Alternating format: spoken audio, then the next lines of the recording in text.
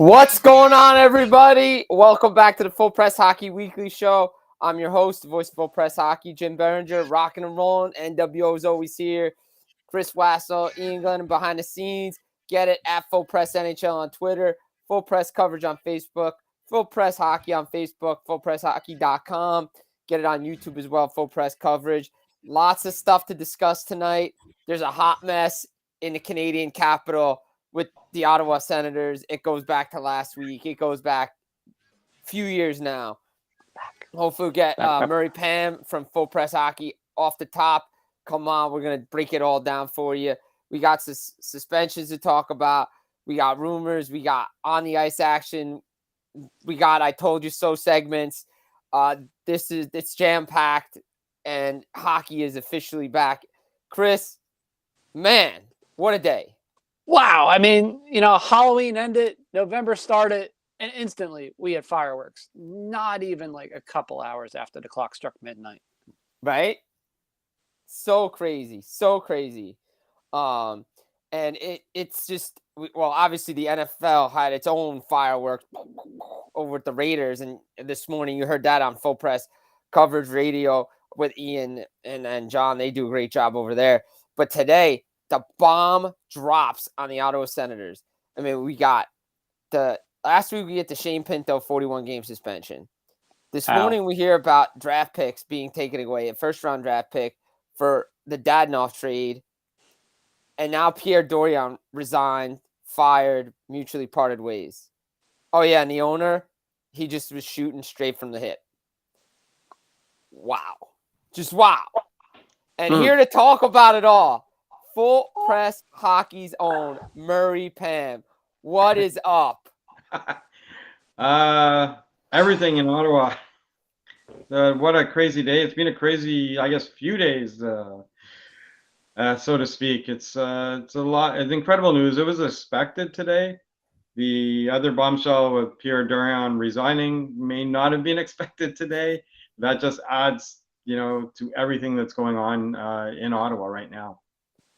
I mean, you got to go back to last week, obviously, Shane Pinto, the 41-game suspension, gambling on sports. I mean, that one, this investigation, and it ties back to what Michael Andlauer said today. Again, when did the team really know this investigation was going on? And were they just notified out of the blue? Yes, exactly. That's exactly. Michael Andlauer was right in that. The Senators were only notified, probably by the sounds of it, either just when training camp started or just maybe a week or so prior to training camp.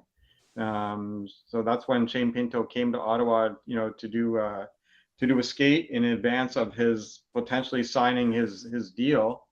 And obviously he left town and he went back home to Long Island. And that's when the Senators actually first heard about it. So that's that one's on the NHL, because what could have happened is Shane Pinto could have signed his deal. It was rumored to be in the 2-year, $2.25 million range, and he could have signed it a little while ago, and then all of a sudden the suspension comes down. So I think and Andlauer hinted at it. That's poor on the NHL to do that, and the Senators should have been made aware of it when the investigation was ongoing. I guess the league might have been afraid of something maybe getting out. And Andlauer did say, on the other hand, that he appreciated the privacy on the matter. But I think, in all honesty, that Andlauer should have been made aware by the NHL beforehand in this situation. Oh, yeah, definitely, for sure. I mean, it felt like today's from watching it, and after I got back from my own press conference, watching it and just seeing it, it felt like it was really like a straight shoot from wrestling. I mean, he didn't hold back any punches. He cut a promo, basically. He really did. He did.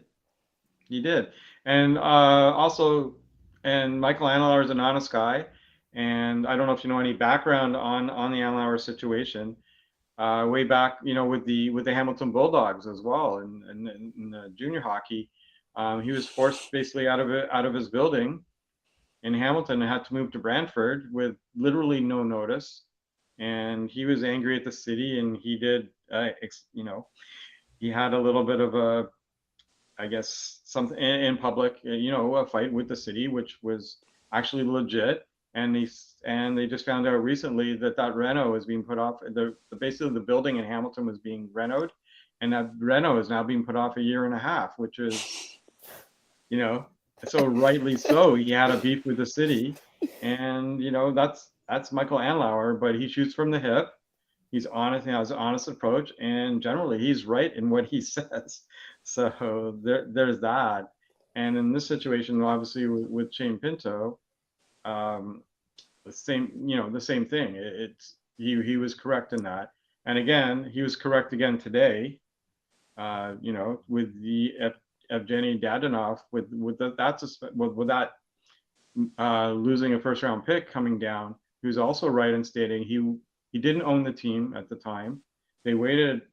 The trade was actually made July 28th, 2021. I'm writing a story about that. I just dropped the story to come on to see you guys, and that trade was made July 28th, 2021. The trade with Anaheim was March 22nd or 23rd at the deadline in 2022. Yes. And at that time, I remember there's a story out there from Elliot Friedman, the Sportsnet insider, saying there will be no punishment handed down when that trade was rescinded by the NHL. So where that information came from, I don't know, but Elliot did post that in one of his stories, and I believe he spoke about it on a podcast. And here we are, 19 months later, the Senators are being penalized greatly for that, for that move, for the impropriety on the trade call. Yes, there was an impropriety. Obviously, it's been proven. There's a 73 pages of a trade, of an investigation of a trade call, which is kind of insane to believe it or not. But the Vegas Golden Knights, from one of my sources, and it's out there right now, that they just wouldn't let it go. They felt they were embarrassed by the trade being rescinded, and I guess they were trying to get a form of cap relief so they could get Alex Martinez was on IR, I believe, a long time IR. Is that at the time? At that time. At the time of the Dadonov to Anaheim trade that was rescinded, and they were trying to get him back into the lineup, and they were going to take on Ryan Kessler's contract as well from the Ducks, and that obviously fell through, and so they were upset. And as Michael Andlauer actually used the words, they were pissed off. And he did say that in his opening statement. So again, it is what it is. The Senators are punished. There'll be no appeal on this. There's nothing they can do about it, and they'll just have to move on from there. And they're going to move on without Pierre Dorion as general manager. So real quick before we move on to the Dorion stuff, do you think, and could you see, because Chris and I have lived this and seen it, because the Devils were punished for cap circumvention with the Ilya Kovalchuk contract, and we're told that they had to forfeit a first-round pick, and they got it back. Do you think the NHL rescinds this punishment at some point? It's possible, because it wasn't on Michael Andlauer's watch. He said no today, but that doesn't mean he's going to be whispering in the league's ear probably at the next meeting, or he's made a call already, maybe to Gary Bettman. I could see it happening. But for now, the punishment is what it is. But I think Andlauer should pursue it, because I think in the situation, especially with Steve Staios there as your president of hockey operations, I don't think, I shouldn't say that, but I don't know, but I don't think for me that trade call would have went down as such,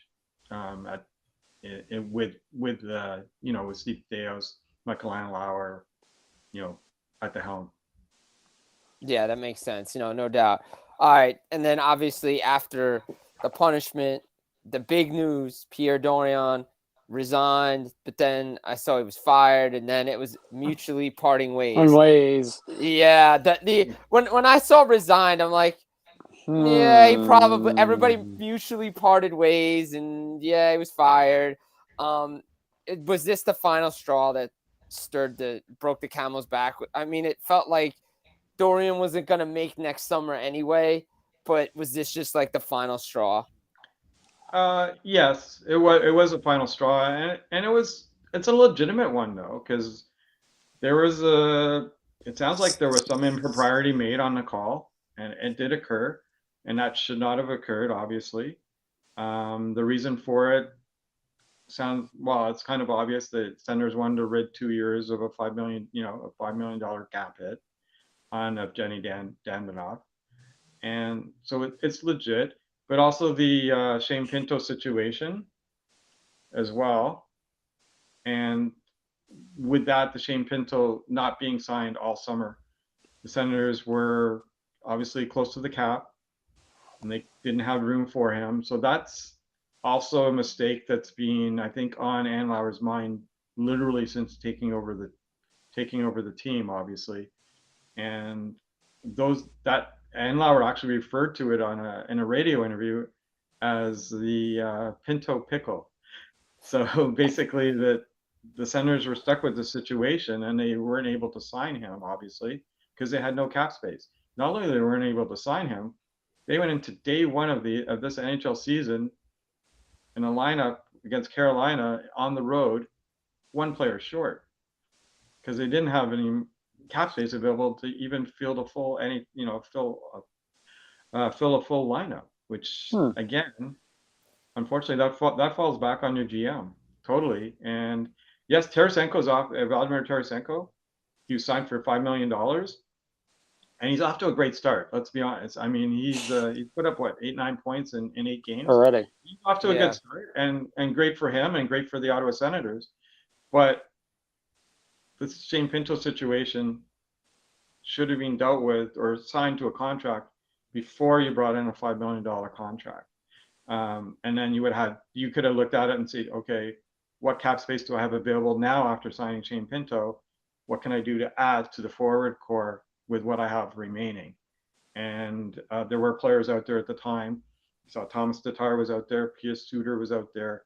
There was a couple of other players, I believe, out there at the same time who obviously got they got $2 million contracts. There was plenty of money left over, and they could have signed another, a depth forward. It wouldn't be Vladimir Tarasenko, but a competent depth forward, which with this core that they already have, would have been fine. So, but that didn't occur. So with the 2 strikes, I think that was enough with the forfeiting of a first round draft pick, that was enough for Michael Andlauer to make this decision. And I think what happened, obviously, Michael Andlauer stated they went to dinner, I guess, last night with Steve Staios and Pierre. When they were speaking to him about it, he offered to resign. And I think, I believe if he didn't resign, they would have probably relieved him of his duties, so to speak, anyway, regardless of the situation. So now it's on for Steve Staios to find a GM at some point. I don't know if they'll probably do some interviews shortly, but I don't know if they'll actually name a GM even during this season. And Steve Staios is quite capable of running this hockey team. He did so in Edmonton. Well, he was an assistant in training, basically a consultant with the Oilers. So that's another situation with Ken Holland, and he did not get the GM's job. He went to Jeff Jackson, so he left that organization. And he was also Andlauer's right hand with the Hamilton Bulldogs. They won 2 championships there, and Steve Staios was the architect of that of the Hamilton Bulldogs winning 2 championships. Okay, now the inevitable fly on the wall question. Since we've seen so much firing in Ottawa over what feels like the past few days, is DJ Smith next? No. I've heard that he's definitely safe for the year, which still blows my mind, granted everything else that happened. But because of all the things that have occurred now, it's almost like, well, here's your free pass. The ownership, you're correct, Chris. Ownership does have a free pass on this. However, ownership also likes DJ Smith. They like what he's doing with the young core. The young core I'm sure they've spoken to Brady Tkachuk, Tim Stützle, the younger players, and they all give a vote of confidence for DJ Smith. They all, believe in DJ Smith and his coaching staff. That being said, obviously, if the team eventually does not live up to expectation, and I think the expectation is playoffs or, within, again, like they did last season, 5-6 points at the playoffs. If they get there and they just can't get in, I mean, can you fire the coach? You can at this point, but will they? That again, that's a decision to be made in the off season. I don't think I agree with you, Chris, that he will not be fired during the season at all. The coaches are on the final year of their contract, I believe. And the one thing DJ Smith has is the backing of Michael Andlauer's partners. Now, the majority of the Michael Andlauer's largest partner is Rocco Tullio. Rocco Tullio owns the Oshawa Generals. DJ Smith coached the Oshawa Generals to OHL championship. So he is his right hand, and he is his second. Well, I guess he generated the most money. It's a partnership to Andlauer. And also, and you recall Michael Andlauer, when he took over the team, he said 6 CHL teams invested in the Ottawa Senators.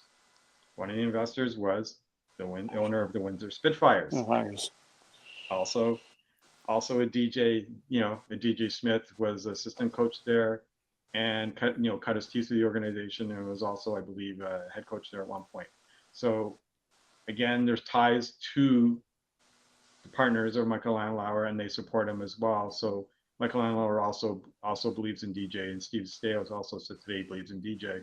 But again, he's definitely going to be there for the season. If they have success, I believe he'll stay there. And if something happens, later on in the season, they'll make a decision. But yeah, I agree with you guys that he's definitely safe, I believe, during this entire season. Yeah, that sounds about right. I got a feeling like this team is the way they're performing. I mean, again, they're not off to a terrible start.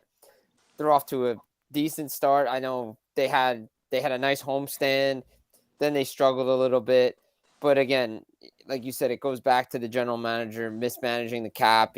If you look back on it, the Gustafsson trade, maybe you want to keep him around in your organization, not retaining money on the Dominique Kubalik part of it when you traded Alex DeBrincat out. That could have saved you some money too.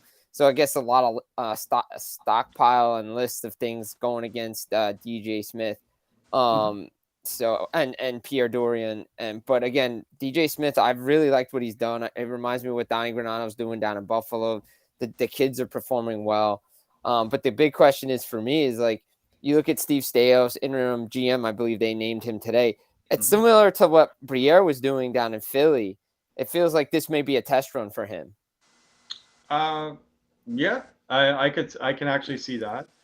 Like I said, Steve Staios was a GM in the OHL, and also he was, the way it sounded, he was GM in training in Edmonton as well, even though it wasn't said that way. But he was brought in as consultant, and I believe he went to Edmonton knowing the fact maybe that Ken Holland was he was going to retire, and he was going to basically be his understudy for the season. So he's a 16-year veteran in the NHL. He knows his way around. He's quite capable of being a GM in the NHL. So it is possible. But again, Michael Andlauer also said he likes what he called the two-headed monster. So he likes a GM reporting, and discussing moves, signings or whatever with a president of hockey ops, I guess you can say. Or another person, we might name a vice president or somebody, as well, in that situation. But yes, I agree totally that Steve Staios may be that person who's going to be doing that job in the future. Definitely, I can see it. I mean, before I know you need to get back to your story, but just a couple on ice questions. What's impressed you so far with the team, so far on the ice? So far on the ice, I guess they're being able this season. They're being able to roll the lines a bit better, and I think that's obviously last year without Josh Norris, you had Shane Pinto bumped up to second line, so you're out of sync for most of the season. And this season you have Ridley Gregg, who's come basically, I wouldn't say out of nowhere. They expected Ridley Gregg maybe even start in Belleville this season, and if not, he would be starting on the wing, maybe on the third or fourth line. And what Ridley Gregg has done, he's he's he's being able to move to the middle on that third line, and he's solidified the three lines. Obviously, he's leading all rookies right now in points. So when you have a youngster like that who can slide into the middle on the third line, you have, and it's a legit scoring line as well. You have, you have Matthew Joseph out there as well, and Matthew Joseph is playing like the Matthew Joseph who signed for 3 years, $2 million a year. Unlike the 3 goals he scored last year, all shorthanded. He did not score an even strength goal last season. So he already has 2 goals, and he's put up a couple assists, whatever. He's already, pretty well better than last season already. He's showing it. Tarasenko again, he's been really good, and you see the other, the Claude Giroux, Stützle, Kachuk, whatever. So they're rolling, and the fourth line actually has been fairly decent in a checking role as well. So, and also you see the emergence of Jake Sanderson. Probably right now, I believe it was I'm not sure the stat, but he was number 1 in, I guess, in recovering dump ins or recovering shots from the opposition. He was number 1 in the NHL on an analytic on that stat. And the emergence of him, obviously, I guess in his second season, also helps out. And the goaltending, I guess, Anton Forsberg, except for the one game, he's back to the Anton Forsberg of last year before he got injured. And Korpisalo, I guess I don't know if you guys saw the game against Pittsburgh. He got them the 2 points. He made over 40 saves. And if you can have a 1A and 1B in goaltending, you're set up for success. A lot of teams just don't have that. You have your goalie and you have your backup. Centers really don't have a backup. They have a 1A and 1B, and they have, you can have a steady goalie on every night. That, to me, the Sens are a team to watch going forward. I know a lot of people pegged them to make the playoffs. It feels like it's their year to do so, with so much uncertainty in the Atlantic Division. Hopefully they can continue that hot start. I know they got a tough LA Kings team coming in to town. LA was very impressive in their win against Toronto, so that's not going to be an easy one. But hey, let's see, maybe Korpisalo gets some revenge on his former team. Yeah, that's gonna be interesting. And you know what, tomorrow? High octane. Who's gonna start for LA? That is a really good question. Yeah, that is a really good. They've gone on record as saying, "I don't know." I don't know. That was the quote. I don't know. I wish I was kidding. I sat there and I asked somebody from LA today. I was like, "Did coach really say that?" Yes. Yeah. So that's fair. Interesting. It'll be interesting. It is fair, but imagine that'll be like, it could be Cam Talbot, former Senator, against former King. So that'd be an interesting game for sure. That's definitely be one of those. That's definitely going to be circled on my calendar for tomorrow night. One of those games I'll be watching just to see what's going on up there in the Canadian capital. But Murray, thank you for taking the time out of your busy day. I know you got to get back to the story, but I just appreciate the time jumping on here on the Full Press Hockey Weekly Show. Oh, much appreciated, Thank you, Murray. Much appreciated, Chris. Thank you. Take care. Hey, take it easy. That's been Murray Pam, Full Press Hockey. You catch it. His Ottawa Senator story is always up there, credited with Professional Writers Hockey Association. One of our great guests, he always comes on and get the lowdown on the Senators all the time, man. So much to unpack there, but it's so crazy, right, up there? Yeah, I mean, it may take us weeks or months or even a couple years to fully understand what has happened over the past, I would say, summer alone. Right, it's last 3-4 months. Crazy. With the Pinto situation, to Dadonov, to Pierre Dorion, to I don't know. It's just so much going on up there, and it felt like everything was ready for them to like explode. And like I said, they've played well, but it feels like now maybe with all this stuff out of the way, maybe they can get rolling again and play some good hockey on the ice. At least get the weight off of them. Right, exactly. Because this has been weighing on them since the start of training camp or just before. So, I mean, right. you're 4-4 now. You're still there. You're still there.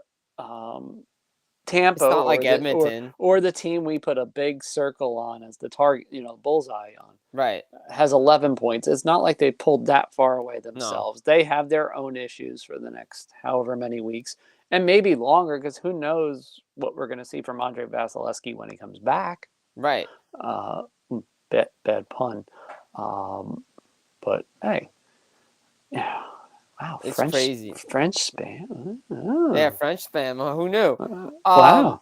But it's crazy, right? Because like you have to wonder when all this stuff went down. Like speaking with some people, you're like, when did this really go down, and what did Pinto really do? And again, speaking with Gary Bettman today at the Stadium Series press conference, he reiterated that there was no evidence that he bet on NHL games, which is a good thing. But I know, as he said as well, everybody wants to poke and pry and figure out what happened, but the mechanisms were in place, like it's crazy.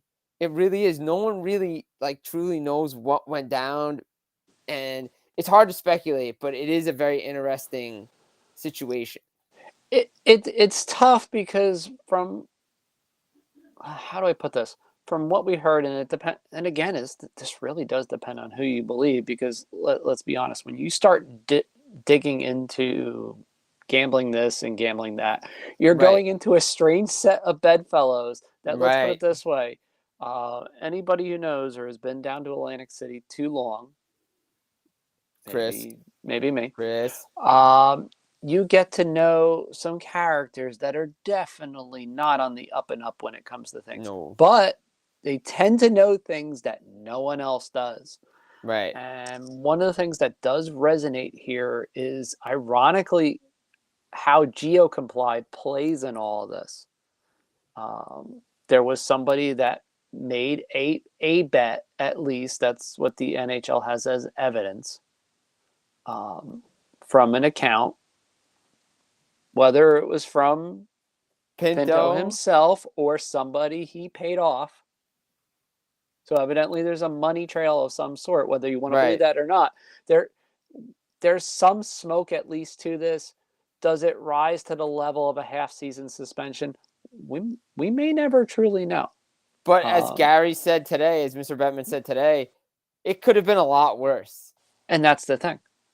And that's where you have to be careful as league, player, management, etc., because it doesn't take much. No, it does not take much. We've seen it where officials and such, and there's a person that's still employed as an NHL coach now that ran a gambling ring, laundered money. Mm-hmm. And that creates its own can of worms, because look, those questions aren't even going to go away. So imagine what happens here with the Shane Pinto situation. As quote unquote less egregious as it may be, because of all the things that have happened with Ottawa over the past, say, few weeks to few months. Yeah, exactly. It's crazy. I know it's so nuts that what's going on. And with the Ottawa Senators, you just got to hope that everything works out. Seems like things are falling into place. Again, we're probably never going to know the full story. There'll be a book come out later about this whole thing. That's when the truth will really come out and the real story comes out. We know Pinto owned it. We know he did. He apologized. Team apologized. NHL issued its statement.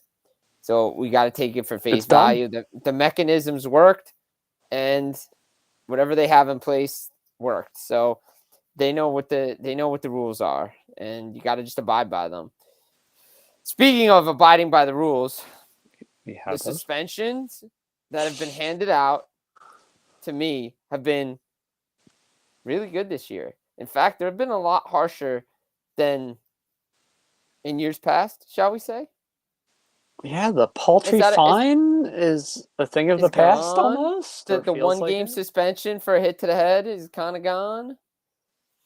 Rasmus Anderson, Charlie McAvoy, and Connor Clifton have been suspended. Yeah. Clifton for 2 games for his illegal check to the head on Nico Hischier. Rasmus still out, by the way. Still out and will be out for a while. He's not making the road trip. At least week and a half.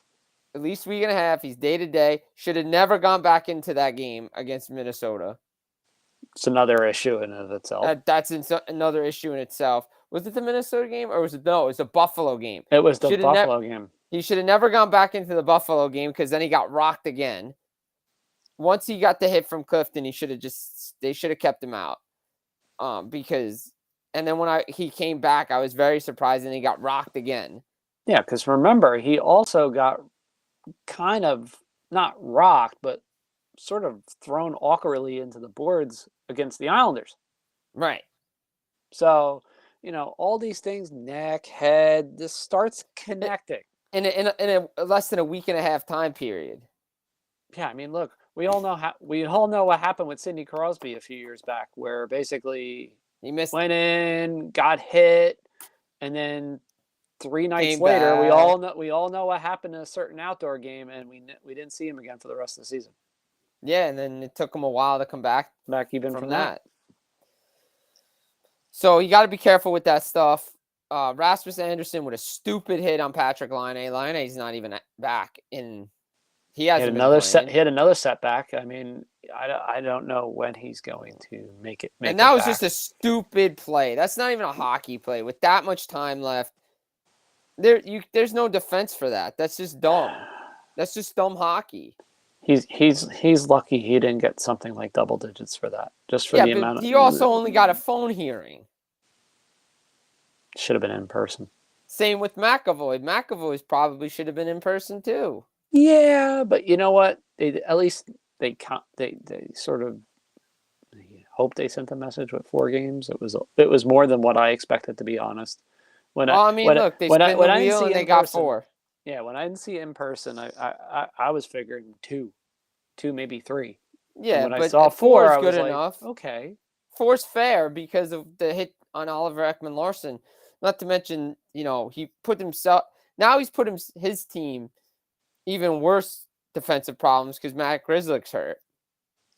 So now that you're out 2 good defensemen. Yeah, you're at least for the foreseeable future. Right, and Toronto comes to town, so yeah. No, and Toronto's not going to be ticked off after losing to LA at home. Right, exactly. But again, I don't want to see statistics that teams play really well. They're bucking the trend. No, there's no bucking the trend. You have a long road trip. The first game back from a long road trip, you're losing. It's money in the bank. Yeah, if you didn't bet the under in that one. Feel bad for you. It's just one of those things. It's not on the team. It's not on the players. Not coaching staff. It just sometimes happens where a team comes off that long of a road trip and they just lay an egg.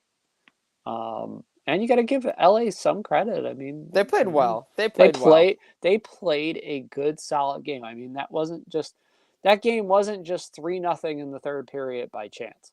No, they rolled 4 lines. They have 4 lines of scoring. They got good defense. They got a lockdown pair with Mikey Anderson and Drew Doughty. Talbot played out of his mind. Power play was connecting. Deneau's still a Maple Leaf killer. Dubois played well. Like, everybody played the way they were supposed to play. And they locked it down on Toronto. And Toronto just laid a big goose egg. And look, the fact of the matter is they're getting more suspensions. They're getting a little harsher because these heads to the head can't happen. So at least we're not. I think you'd rather go longer than shorter because at least the longer it sends a little bit more of a message, which you hope it does.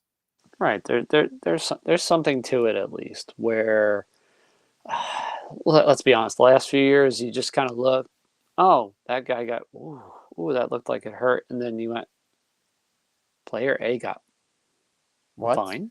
Yeah, fine. exactly. Yeah, fine. For that. But player B, who did far less, gets suspended 3 games for. Okay. You don't have as much of that this year. Is it No. perfect? Is it ever No. going to be? No. Exactly. It's the toughest job in the world. It's the most criticized job in the world. You can't be right no matter what you do. Right, exactly. You can't be right no matter what you do. But it seems like the suspension seems to be a little bit more. Before we get to the rumors and then the thing on the neck guards and all that stuff, which will be in there. It's the I told you so segment. Nicholas Backstrom, we hate this. Like, look, this Nick Backstrom is a great player for Washington. Great player. What the assist machine to Alex Ovechkin. But he today, via the Capitals, announced that he's stepping away from the game because of the surgery to his hip. You kind of had a feeling this was coming. He hasn't really played well this year. He didn't really play well last year. He maybe should have retired again. Hard to do as a pro athlete. Step away from it all. He thought maybe with the time off. But at his age, with the hip resurfacing surgery, he just didn't look like the same player. And it looked like a struggle out there for him.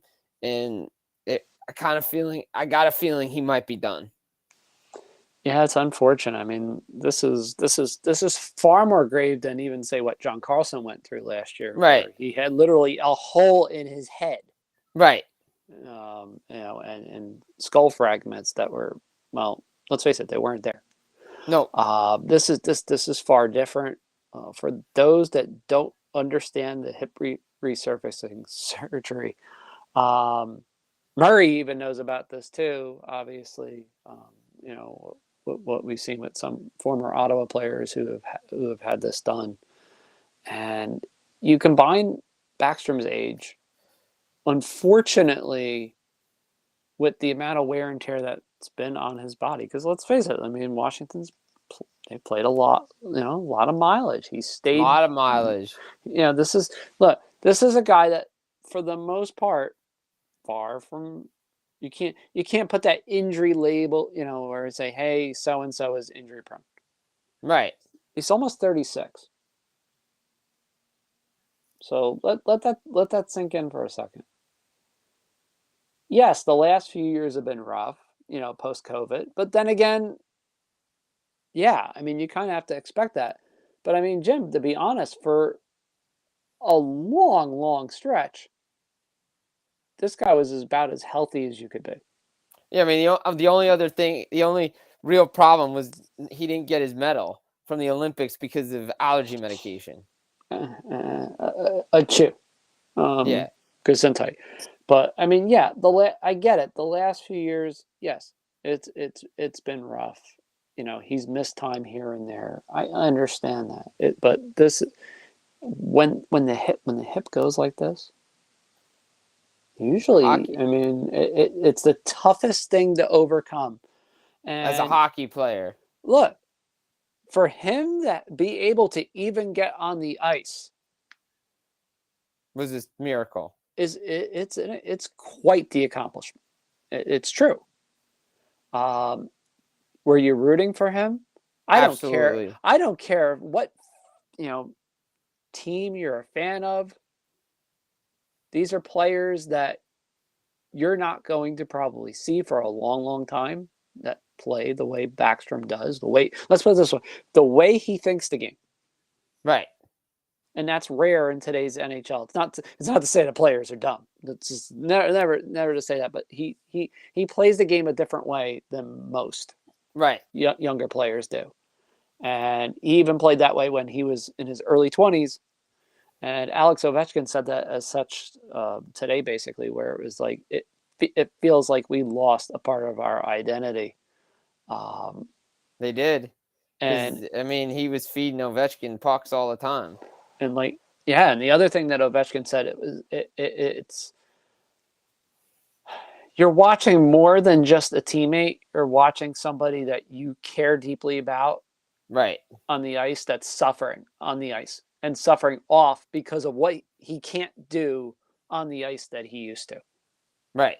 which is tough. And you got to wonder, and this is where, where it comes in with Patrick Kane, is he's had the same surgery. I know he's younger. The videos look good and all, but come a game action, can he do it? Don't know. We don't know. We haven't, let's put it this way. We haven't really seen anybody that has gone through this get to a level close to what they were. And I guess until we do, we're in as much as in the dark as anybody. Right, exactly. Exactly. We're really in the dark. We really have no clue. And we're going to see if Patrick Kane can come back from this thing. And we're going to see where he lands up. Buffalo, Dallas, LA, maybe Carolina. Which month? Detroit. Could he, where is he going to go? Does he have to take a conditioning stint someplace? I mean, I'd have to think he has to take some kind of conditioning stint, or I mean, maybe they come up with something innovative, or they come up with the here you go, Jim, the simulated game. Yeah, the simulated game that we know of baseball. Yep. It would be interesting to see it. I've seen it with, I think it was Claude Lemieux, maybe. I want to say maybe 2000. Just before 2000, 2000. Maybe, yeah. It was in that range. It wasn't that little Phoenix stint or whatever. No. Phoenix/Arizona stint. But this was with the Devils, actually, where Lou trades for him, and he's out of shape. Yeah, you got to get him back in shape. So it was called a practice. I love hearing these stories because they're funny as anything, and it's like, I remember one or two guys going, "Oh, we just bag skated the hell out of them before and after," and it's like, if it's a simulated, oh man, you don't even want to think about it. Anybody who's even played the sport at any level knows. You just sit there and go, they did what to him? They bag skated the hell out of him. Oh, okay, all right, that's really bad. And it's not to say that this is going to happen with Patrick Kane, but he's definitely going to need at least some kind of extended conditioning stint. Whether we know the extent of that stint, again, no. We may not know what it is. But you got to think something's going to. It has to. You just can't. It's going to be like with Pinto as well. Like when he comes back, he's going to probably be half down a season plus. He's going to be down in the AHL for a little bit. Maybe he doesn't even see the NHL this year. If the Senators are close, they might bring him up. But again, he's going to need some time to get back into game shape. And so the speed of the game is different, especially when you miss a half year. I'm just saying. Big difference. Big difference. So it's going to be interesting to see there. Obviously, everybody saw the news over the weekend, tragic passing of Adam Johnson over in England with getting cut in the neck. Very scary situation. Tragic situation, and it's brought up the topic of neck guards in the National Hockey League. Obviously, we just saw the WHL mandate them. The English Hockey Association has mandated them. We know right now it's up to the AHL. The players have the right to choose to wear them. The NHL, same thing. Players can do whatever they want. But it seems like we're getting closer and closer to that. And again, it's going to have to come from the PA, and it's going to have to come from the NHL to agree upon it. They're going to be looking into a lot of cut resistant stuff too. Obviously, the AHL players have to wear cut resistant sleeves on their wrists and on their socks down by their tendons. Yep. And I think that's where it's probably going to start first. I think they're going to mandate it there first, give it a test run, and then it'll come up. Yeah, see what happens. And look, the Kevlar works. There is no question that it works. I know because a few years ago I had it happen to me. And the Kevlar held. Right. It tore in a spot, but it held enough that my ankle did not get cut. All I saw was my pearly little white scar from when I broke my ankle when I was in high school. That was it. The most important thing is nothing was hit, no tendons, nothing like that. There was I would say maybe a 2-inch scrape. That was it. It didn't even draw blood. So if you think about somebody that's skating at about even even say 12 to 15 miles per hour. Never mind 25, 26, Right. like you see the McDavids of the world or McKinnons, etc. But even a half that speed. If a blade can do that, imagine what a blade does twice as fast. Exactly. And again, it's a scary situation. And we saw some AHL players wear those neck guards. Obviously, USA Hockey mandates it at the youth level. Yes, they do. And it works. I know that for a fact because I ref USA Hockey, so I know you have to check. And nobody will disagree this weekend or during this week about the neck guard check. This is the one thing everybody will agree on this weekend. Yes. No one will argue it. Nobody will argue it. But it's funny because, like, you think about it, they just need to get things in place. Again, they're going to talk it out. They're going to get the products in place. But it's coming. I got a feeling it's coming.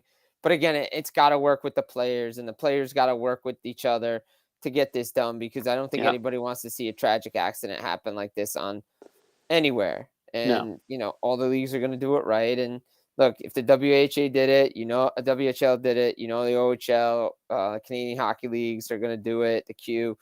And I wouldn't be shocked if, like I said, the AHL, ECHL, everyone down the line, just say, hey, guys, just wear neck guards just to protect, so we don't have – we're not saying it's never going to happen again, but we can reduce the probability of it happening. Yeah, you're basically reducing anything inadvertent that could happen during a game. I mean,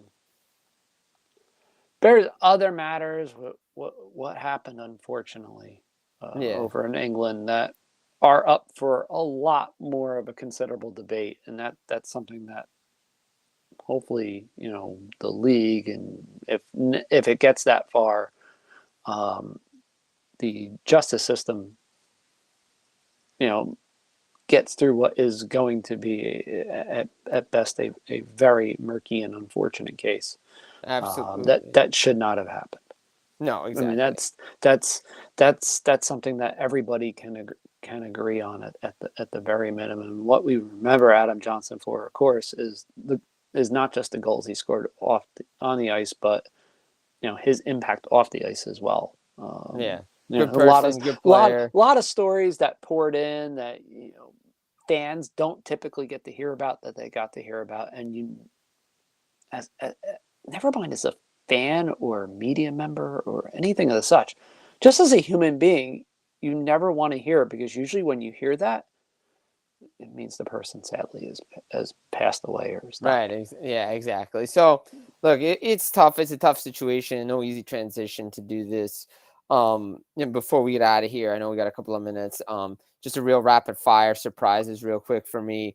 I'm going to go Montreal, Vancouver, Anaheim, and Arizona. If you want to pick any more teams, you can throw in there, Chris. But I'm really impressed with Anaheim's done with the players that they've put together, their winning streak. Arizona's just a fun team to watch. Arizona scores goals, ladies and gentlemen. They do. Anaheim scoring goals. Frank Vitrano had back-to-back hat tricks. Anaheim, what they're doing and the Leo Carlson stuff is crazy, but they seem to win. Now we're gonna see if it continues because John Gibson's hurt. What else is new?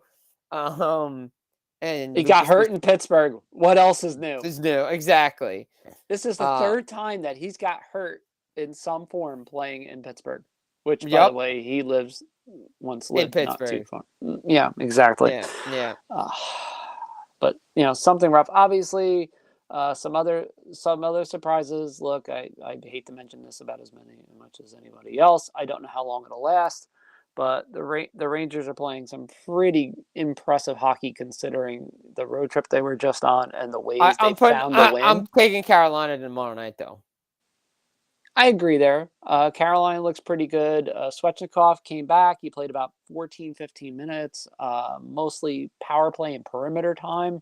But by the end of that first game, you could start to see the old Svechnikov kind of, come back, bubbling to the surface. It's going to take some time. There's going to be some up and down parts to his game. But, man, you saw the difference with Carolina.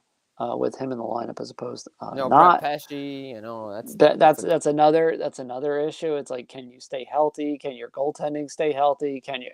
That's the problem in Carolina. You need a whole lot of bubble wrap. And are we surprised that Pittsburgh's struggling? They have moments, and we kind of said that at the beginning of the season. Right. They're going to have moments where you think maybe, and then it's like, They still boy. can't beat bad teams. They play up to their competition, and that's the way it's going to be. And I'm convinced Kyle Dubas would have ran it back in Toronto. There's no doubt about it. The other, I guess, I don't know if you really want to call this a surprise, but Tyler Toffoli contract year. It's kind of contract year. That's the great question. I mean, look, everybody thought after the 70+ point season that he would take a step back, and he still could, obviously. But the start and who he's playing with and how they have gelled. The ghost of Halloween with that phantom assist. That was a mystery, wasn't it? Right? For folks that do not know or did not watch, it is like the goal that got sort of passed around like a human piñata. Just saying. Yeah. Strange tales of that and the Devils still not being able to score an empty net goal when you really need them to. So Austin Mercer, what are you doing, man? On your birthday, no doubt. Hey, look, again, I guess some good news because one of the top games tomorrow, I know it doesn't seem like it on the surface, is definitely going to be New Jersey going back to Minnesota. Home and home with a couple of days off. Home and home, and guess who's back from Minnesota? Matt Boldy. Matthew Boldy got the green light today. He's playing tomorrow. We're back to under 100 injuries, which is progress in the NHL, ladies and gentlemen. So, of course, I'll say that, and then tomorrow, we'll have more injuries than we can count. The injury ninja. The injury ninja. But again, not a bad start for the first 3 weeks. Right. Again, I think I'll probably do them, bring them out next week for the way too early power rankings. But again, it's we're not even 20 games into this thing. But again, we know Vegas is good in the West. LA is impressive over in the East. Montreal's not going to sustain this. Flyers are not going to sustain what they're going to do. You never know, though. But we'll see what happens. It's been an interesting start to the year. It's been a fun start to the year. And, just keep your eyes on a lot of things because there's a lot of moving parts. Devils' power play is really good, too. Troy's power play is really good, too. And I believe, if I'm not mistaken, am I correct to say Jonathan Drouin's a scratch? Is Thomas Tatar also a scratch for Colorado? I had heard something to that effect, yes. Okay. So something's awry there in Colorado, but we're getting close to that 9:00 hour, and we just want to thank again Murray Penn for taking time out of his busy day, out of his busy schedule tonight to hop on a few minutes with us to talk Ottawa Senators, the whole Pierre Dorion situation, the Dadonov situation, Shane Pinto. This has been another edition of the Full Press Hockey Weekly Show. We told you had a jam-packed effort show. We try to get it in for you as much as possible. I've been the host alongside my co-host Chris Wassop, Jim Berenger, voice of Full Press Hockey. The NWO always rides here. The Full Press Hockey Weekly Show with Ian behind the scenes. He always does great work. Get it at Full Press NHL on Twitter, Full Press Hockey Facebook, Full Press coverage on Facebook, Full Press coverage on YouTube, iTunes, Spotify, wherever you get your podcast. Guys, enjoy the rest of the regular season. A lot of hockey. Thanksgiving's right around the corner as well. Don't forget bird time is always a good thing. And next week, I will be up in Toronto for the Hockey Hall of Fame induction weekend. So that's going to be a fun one. But we'll try to get a show in, jam one in before I have to leave for induction week. So, guys, I hope you enjoyed this episode. Get it again, iTunes, Spotify, wherever you get your podcast. Chris, thank you so very much. Ian, thank you so very much. And Murray, once again, always the best. Check his coverage, his items out on fullpresshockey.com. Take care, everybody, and have a good night.